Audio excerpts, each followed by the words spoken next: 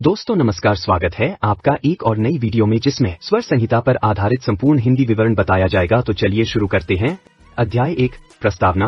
स्वर संहिता क्या है? स्वर संहिता एक दिव्य और रहस्यमय ग्रंथ है जो महान योगी महर्षि शिव द्वारा देवी पार्वती को बताया गया। यह ग्रंथ सांसों के अद्भुत विज्ञान, शरीर की नाड़ियों, समय की गणना, रोगों के निदान, भविष्यवाणी और आत्मज्ञान तक के विषयों को समाहित करता है। स्वर का अर्थ होता है सांस की ध्वनि या गति। जब हम सांस लेते हैं तो शरीर के भीतर 3 प्रकार की नाड़ियां सक्रिय होती हैं, इड़ा, पिंगला और सुषुम्ना। इन नाड़ियों की गति, दिशा और स्वरूप से यह जाना जा सकता है कि किसी विशेष समय में कौन सा कार्य शुभ है, कौन सा अशुभ। यह ग्रंथ केवल सांसों की गति ही नहीं बल्कि दैवीय और लौकिक शक्तियों के बीच सेतु भी है।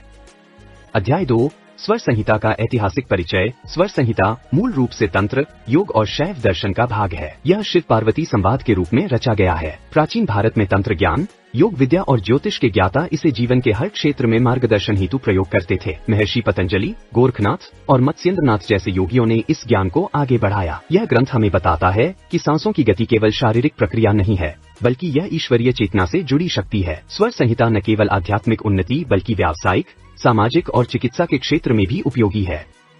अध्याय 3, स्वर विज्ञान की मूलभूत अवधारणाएं। मानव शरीर में 3 प्रमुख नाड़ियां होती हैं। इड़ा नाड़ी बाईं ओर, चंद्र स्वर, शीतल, स्त्रीत्व, चंद्रमा की ऊर्जा से जुड़ी। पिंगला नाड़ी दाईं ओर, सूर्य स्वर, उष्णता, पुरुषत्व, सूर्य की ऊर्जा से जुड़ी। सुषुम्ना नाड़ी मध्य, आध्यात्मिक, ब्रह्मांडीय ऊर्जा से जुड़ी। स्वर संहिता कहती है कि सांस का बहाव यदि दाएं या बाएं स्वर से हो तो उसका उपयोग जीवन में विशेष निर्णय लेने में किया जा सकता है। उदाहरण, बायां स्वर सक्रिय हो तो विवाह, कला, विश्राम, ध्यान आदि शुभ। दायां स्वर सक्रिय हो तो युद्ध, व्यापार, राजनीति, विवाद आदि कार्य सफल होते हैं। अध्याय 4, स्वर परिवर्तन और समयानुसार प्रभाव। स्वर प्रत्येक 90 से 120 मिनट में बदलता है। यह परिवर्तन दिन के समय, ग्रहों की स्थिति और तिथि के अनुसार भिन्न हो सकता है। प्रातःकाल में इड़ा नाड़ी की सक्रियता लाभकारी होती है। दोपहर में पिंगला स्वर का प्रभाव बढ़ता है। संध्या और रात्रि में दोनों का संतुलन, सुषुम्ना, ध्यान व साधना के लिए श्रेष्ठ है। स्वर के अनुसार दिन के विशेष समय में कार्य करने से सफलता की संभावना बढ़ जाती है। अध्याय 5, जीवन की घटनाओं पर स्वरों का प्रभाव। स्वर ज्ञान से हम जान सकते हैं किस दिन यात्रा करना शुभ है, कौन सा समय व्यापार के लिए अनुकूल है, विवाह, साक्षात्कार या परीक्षा किस समय अधिक सफल होंगे। यदि कोई व्यक्ति बिना स्वर देखे कार्य करता है तो उसे कई बार विफलता या बाधा का सामना करना पड़ता है। उदाहरण, अगर पिंगला स्वर सक्रिय है और आप आराम करना चाहते हैं तो बेचैनी महसूस होगी। अगर इड़ा स्वर में आप लड़ाई झगड़ा करें तो आप कमजोर महसूस करेंगे।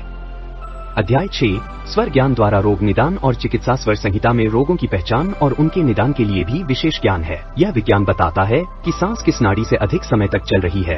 उससे यह जाना जा सकता है कि शरीर में कौन सा तत्व असंतुलित है। इड़ा स्वर अधिक देर तक सक्रिय रहे तो मानसिक और तंत्रिका संबंधी रोग संभव। पिंगला स्वर अधिक समय तक चले तो रक्तदाब, हृदय, क्रोध और पित्त संबंधी रोग। सुषुम्ना स्वर की अनावश्यक सक्रियता मृत्यु का संकेत भी मानी जाती है। प्राचीन वैद्य स्वर देखकर औषधि देते थे।